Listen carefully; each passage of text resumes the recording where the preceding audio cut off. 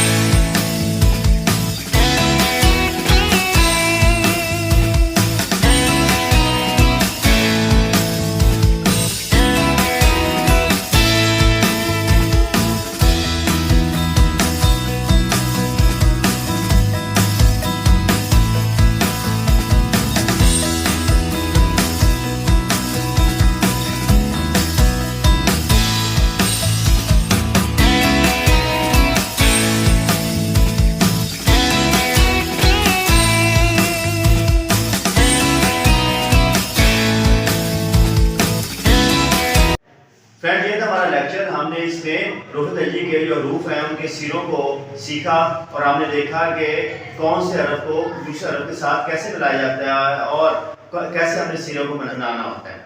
तो अब आपने इसमें करना क्या है, आपने अब इस वीडियो को बड़े अच्छे तरीके से देखना है और हो सके तो आपने अपने पास से कट मारकर और साथ कुछ चंद पेजेस रखने हैं ताकि आप इस वीडियो को देखें और साथ साथ इसकी प्रैक्टिस करें। तो इससे होगा क्या कि आपकी हैंड राइटिंग बहुत ज़्यादा सही होना शुरू हो जाएगी, उसमें टाइम भी बहुत कम लगेगा। उम्मीद करते हैं कि आपने ये वीडियो को बहुत अच्छे तरीके देखा है, इसको बहुत अच्छे तरीके इसकी मशक भी करेंगे। अब आपसे इजाज़त चाहते हैं। अल्लाह।